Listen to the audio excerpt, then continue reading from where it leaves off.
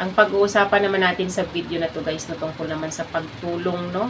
Or in English ay helping others, no? Pagtulong natin sa kapwa natin guys, no? Kasi hindi naman siguro lingid sa kaalaman natin na marami talaga sa mga kababayan natin, marami talaga sa kapwa natin ay nangangailangan ng tulong, no? Kasi hindi lahat ng tao ay pinagpala sa buhay, di ba? May mga tao talaga na malungkot mang isipin, may mga tao talaga na mga less fortunate, no? Ibig sabihin, may mga tao na hindi masyadong pinalad sa buhay, no? Hindi katulad ng iba na mga successful, yung iba na may mga maraming posisyon sa buhay, no? Hindi lahat ng tao ay may kakayahan na kumita ng malaki. Hindi lahat ng tao ay maraming mga ideas para kumita ng malaki or kumita ng marami, di ba? Kaya para sa mga tao na mga less fortunate guys, no? Sana ay wag naman nating ipagkait yung tulong natin sa kanila. Kung tayo ay may kakayahan naman na tumulong, kung tayo ay masyadong blessed sa buhay, may mga extra resources tayo na pwede nating itulong sa kapwa natin, ay wag na tayong magdadalawang isip na tulungan sila kasi yan naman ay ipinag-utos sa atin ni God sa Bible, no? Basahin natin dito sa Deuteronomy chapter 15 verse 11. There will always be poor people in the land. Therefore, I command you to be open-handed toward your fellow Israelites who are poor and needy in your land. Diba? Ang Bible verse na ito ay directed ni God ito para sa mga Israelites, no, na mga chosen people niya. Pero kung tayo, totoong alagad ng Diyos, kung tayo ay mga true Christians, no, itong kautusan na ito ay para ito sa ating lahat, no, na ang nakasaad dito, kasi nga hindi maiwasan na may mga mahihirap talaga na taos na mga kababayan natin, no, na mga kapitbahay natin. Meron talaga yung mga tao na nangangailangan ng tulong, kaya ang sabi dito, magiging open-handed daw tayo, ibig sabihin maging bukas palad tayo para sa kanila, para tulungan sila kung ano man yung mga pangangailangan nila, no? Wag lang natin silang tingnan sa hirap nila, no? Gumawa tayo ng paraan para matulungan natin sila nang sa ganon, maibsan naman yung bigat na nararamdaman nila dahil sa kakapusan nila sa pera or kakapusan nila ng mga resources, no? Kakapusan nila ng income, di ba? Kawalan nila ng pera na pantustos sa pangangailangan ng pamilya nila, sa pangangailangan nila, pambudget nila sa araw-araw, lalo na kung mga nangungupahan pa, may mga estudyante pa, no? Talagang mahirap ang buhay, guys, no? Pero guys, no, wag naman nating hayaan din yung sarili natin na magiging biktima tayo nitong mapagsamantala ng mga tao, no? Kasi aminin man natin o hindi, marami sa panahon natin ngayon na nananamantala na lang yung iba, no? Kahit na may mga kakayahan pa naman na magtrabaho, may kakayahan na kumita ng pera, pero talagang hindi talaga sila naghahanap buhay, no? Ginagawa nilang hanap buhay yung panghihingi. Mas madali kasing manghingi kaysa magtrabaho, no? Marami ako nakikita ng ganito, guys, no? Base sa experience ko, dati no, nagtatrabaho pa ako, may lalaki, no, na inabangan talaga niya ako. Sabi niya, pahingi daw ng pamasahe kasi galing daw siya sa kapatid niya, no, pero hindi daw niya naabutan yung kapatid niya, kaya wala na daw siyang pamasahe pa uwi sa kanila, kung saan man siya umuwi. So ako naman, kasi naawa sa kanya, ibinigay ko yung pera ko, no, na hindi naman din ganun kalaki yung dala kong pera, as in talagang sapat lang, parang pang merienda ko na lang yung ibinigay ko sa kanya, pero tiniis ko na lang na ano, no, na hindi magmerienda kasi mas pinili ko na ibigay sa kanya kasi kawawa naman siya kung hindi siya makauwi. Tapos, ang nangyari, noong sumakay na ako ng jeep papunta sa trabaho, nakasabayan ko pa siya sa jeep, no, nasa front seat pa siya, umiinom pa siya ng soft drinks, no, nakamerienda pa siya, no, parang trabaho na niya, parang ginawa lang niyang alibay yung sinabi niya na wala siyang pamasahe pa uwi, no, pero nakapagmerienda pa siya, nakainom pa siya ng soft drinks, doon siya sa front seat na nakaupo, ako nasa likuran ako ng driver, no. So, doon pa lang, hindi lahat ng tao ay lumalaban ng patas, no. May iba, nananamantala na lang, parang ginagawa na nilang hanap buhay, yung panghihingi, no. Sana naman, guys, no, magkaroon din tayo ng discernment kung sino yung totoong nangangailangan. As in talaga, yung mga tao na lumalaban ng patas sa buhay, yung mga tao na gumagawa ng paraan para iangat yung buhay nila, para magkaroon ng progress yung buhay nila, para maiangat yung pamilya nila sa kahirapan, no. Hindi doon sa mga tao na mapagsamantala, sa mga tao na hindi lumalaban ng patas. Kaya dapat din magkaroon tayo ng discernment regarding sa mga bagay na ganito, no. At saka guys, no, ang pagtulong na yan, guys, ay may parehas na benefit na hatid sa atin, no, at sa taong tinulungan natin, no. Kasi aminin nyo na, guys, kapag tumulong kayo sa kapwa ninyo, magiging masaya kayo, di ba? Kapag nakatulong kayo sa kapwa nyo pagkatapos nyong tumulong, nagiging masaya kayo kasi iniisip nyo nakatulong kayo, di ba? Nakatulong kayo sa mga tao na nangangailangan. Parang gagaan yung pakiramdam nyo, itry nyo tumulong sa kapwa nyo, di ba? Lalo na yung kailangan talaga ng tulong pagkatapos nyo tumulong. Parang ang gaan ng pakiramdam nyo, di ba? Parang ang sarap sa feeling na nakatulong ka sa kapwa mo na alam mo talaga na tunay na nangangailangan, no? At saka, ito ding pagtulong na ito guys ay dito tayo makakabuo ng matibay na relationship sa kapwa natin sa pamamagitan ng pagtulong natin, 'di ba? Makaka-build tayo ng matibay na relationship sa kapwa natin, 'di ba? Hindi lang tayo nakakapagpasaya sa kapwa natin, hindi lang natin sila natulungan para iangat yung sarili nila, para iangat sila sa kahirapan or para makarecover sila sa kahirapan nila, para magkaroon naman sila ng pag-asa sa buhay nila, no? Kung hindi, makakatulong pa ito para sumaya din tayo, para gumaan ang pakiramdam natin at makabuild tayo ng relationship sa bawat isa sa atin, no? Ayan ang isa sa benefit na makukuha natin kapag tayo ay matulungin sa kapwa natin, guys, no? At saka guys, no, kapag tumulong naman tayo, siguraduhin naman natin guys na huwag tayong mag-aantay ng kapalit doon sa mga tao na tinulungan natin, no? Kaya yan sila nangangailangan ng tulong kasi wala yan silang kakayahan na magbayad sa inyo, di ba? Sigad na ang bahala sa inyo kasi nakalagay yan dito sa Bible. Sabi dito sa Proverbs chapter 19 verse 17, whoever is kind to the poor lends to the Lord, and He will reward them for what they have done. O nakasaad nga dito, kung sino man daw ang tao na mabait sa mga mahihirap, ibig sabihin yung mga tao na tumutulong sa mga mahihirap, di ba? Yung mga tao na tumutulong sa pangangailangan ng mahihirap, parang nagpapahiram daw kayo sa Panginoon dahil ang Panginoon daw ang magbigay ng gantimpala sa inyo kung ano man yung ginawa nyo sa kapwa nyo. Kung tumulong man kayo sa kapwa ninyo, asahan nyo na sigad ang magbabalik sa inyo, sigad ang magagantimpala sa inyo, maaaring dudublihin pa ni God yung blessings na ibinibigay niya sa inyo sa araw-araw, or di kaya titriplihin pa niya para mas marami pa kayong matulungan. Kasi alam ng Diyos na yung blessings na ipagkaloob niya sa inyo ay hindi mapupunta sa walang saysay, di ba? Kung hindi, ginagamit niyo ito para makatulong sa kapwa niyo, para mag-glorify naman ang pangalan ni God, di ba? Lalo na sa atin na mga believers, kapag tayo tumulong sa kapwa natin, nakikita ng kapwa natin yung mabubuting gawa natin, ang kapurihan nun ibibigay nila sa Diyos kasi alam nila na ang kamay ng Diyos ay nasa atin, kaya nagagawa natin yung mga ganong gawain, di ba? Alam nila na ang pagtulong natin ay sinusunod lang natin kung ano yung kalooban ng Diyos sa atin. Alam nila na si God ay at work sa buhay natin, di ba? Ang mga kamay ni God ay nasa atin, kaya ang kapurihan noon kay God nila ibigay, di ba? Ang kapurihan noong pagiging matulungin natin ay ibibigay nila kay God, di ba? Pupurihin nila si God dahil sa mga mabubuting gawa natin, no? Kaya wag natin ipagkait ang tulong natin sa kapwa natin. At saka nakasaad din yan dito sa Matthew chapter 5 verse 16 naman, in the same way, let your light shine before others that they may see your good deeds and glorify your Father in heaven. Nagkasaad nga dito, ipakita daw natin yung liwanag natin sa harap ng mga tao para makita daw nila yung mga mabubuting gawa natin, para nga ang kapurihan ay ibigay nila sa Diyos. Purihin nila ang Diyos sa kabaitan natin. Purihin nila ang Diyos sa kabutihan natin, di ba? Purihin nila ang Diyos sa pagiging matulungin natin, di ba? Yan ang dapat nating gawin guys, no, para magiging kaaya-aya tayo sa paningin ng Diyos kasi malinaw na ipinag-uutos sa atin na matuto tayong tumulong sa kapwa natin na mga mahihirap, sa kapwa natin na nangangailangan ng tulong, sa kapwa natin na mga less fortunate, no? Kung tayo naman ay may kakayahan na tumulong, di ba? Huwag nating ipagkait sa kanila ang tulong kasi naman yung blessings naman na natatamo natin, kung tayo man ay sobrang blessed, kung tayo man ay maraming kakayahan, di ba? Kung may kakayahan tayo na kumita ng malaking halaga, kumita ng malaking pera, huwag natin ipagkait sa kapwa natin kasi alam naman natin na ang blessings na yan ay galing kay Lord. Hindi natin yan sarili lang, di ba? Kaya ibinigay ni God sa atin yan para magamit natin sa kingdom works niya, di ba? Para magamit natin para i-glorify ang pangalan niya, di ba? Para magamit natin para i-honor ang pangalan ni God. Kaya wag natin yang ipagdamot, wag natin ipagkait yan sa kapwa natin, kung hindi gamitin natin yan para makatulong tayo sa kapwa natin, no? At nakasaad pa yan dito sa Proverbs chapter 11 verse 25, whoever brings blessing will be enriched, and one who waters will himself be watered. Ibig sabihin, Kung sino man daw ang nagdadala ng blessings ay mga yamanin daw itong mga tao na ito, no? Siyempre, mayaman ka na nga sa resources, mayaman ka pa sa pagiging matulungin mo, di ba? May magandang asal ka, may magandang pag-ugali ka. Kasi, ibig sabihin kasi kapag matulungin ka guys ay ano, no?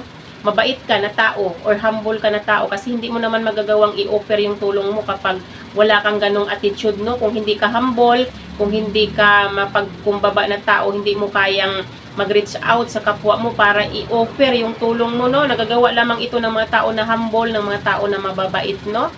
Kaya, kung nakasaad dito na kung sino man daw ang nagdadala ng blessing sa kapwa niya ay mga yayamanin na tao na ito. At saka, kung sino man daw ang nagdidilig, ay siya mismo ang didiligan, di ba? Ikaw nagdidilig ka, nagbibigay ka ng tulong sa kapwa mo, ganun din, didiligan ka din ni God, ibibless ka din ni God, di ba? Tutulungan ka din ni God kasi ikaw ay matulungin. Matulungin ka sa kapwa mo, kaya ganun din ang ibalik ni God sa iyo. Mas doble pa or mas triple pa sa pagiging matulungin mo, magiging super duper blessed ka para marami ka pang matutulungan, marami ka pang tao na mabigyan ng pag-asa, no? Marami ka pang tao na matulungan para makarecover sila sa hirap nila sa buhay nila when it comes to financial. At saka hindi lang financial guys, no? Hindi naman lahat sa atin ay may kakayahan na tumulong financially kasi marami din sa atin na mabubuting tao nga tayo pero wala naman tayong kakayahan na tumulong financially kasi hindi naman din tayo ganun ka swerte, hindi naman din tayo ganun ka fortunate sa buhay. Kumbaga, kung kumita man tayo, sapat lang para sa pangangailangan ng pamilya natin, sapat lang sa pambayad ng billings, no? Kaya wala tayong extra money, wala tayong extra resources para itulong sa kapwa natin, pero pwede pa rin tayong tumulong, no? Sa paanong paraan nga ba? Sa pamamagitan ng pagbibigay natin ng oras natin sa kapwa natin, di ba? Yung mga kapwa natin na may mga pinagdadaanan sa buhay, kung sila man ay dumadanas ng paghihirap, di ba, may mga problema na hinaharap, may mga hamon sa buhay, may mga pagsubok na dumarating sa buhay nila, ay i-offer natin yung time natin, ibigay natin yung time natin para samahan sila sa hirap nila, no?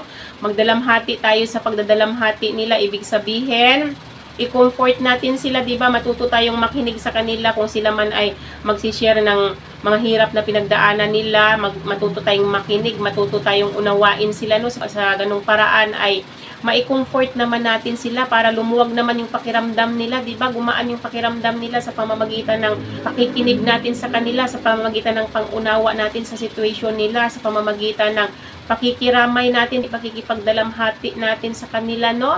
Sa ganung paraan guys, no, pwede tayong makatulong. At saka, bukod pa dyan, kung tayo man ay may maraming kaalaman, maraming karunungan sa buhay, huwag tayong mag-atubili na i-share sa kanila kung ano man yung karunungan na meron tayo kasi baka sakali na yung karunungan na i-share natin sa kanila, yun mismo ang kailangan nila, di ba? Yun mismo ang kailangan nila para makarecover sila sa mga pinagdadaanan nilang hirap, para mabigyan sila ng pag-asa or para maiangat din nila yung sarili nila. Halimbawa, na narinig nila yung mga wisdom na isinishare natin, ayun pala mismo ang kailangan nila, no? Para kumilos sila, para gumalaw sila, magkaroon sila ng lakas ng loob, di ba? Para magkaroon sila ng pag-asa na ipagpatuloy nila yung buhay nila sa kabila ng mga hirap, sa kabila ng mga problema na dinadanas nila sa buhay nila, no?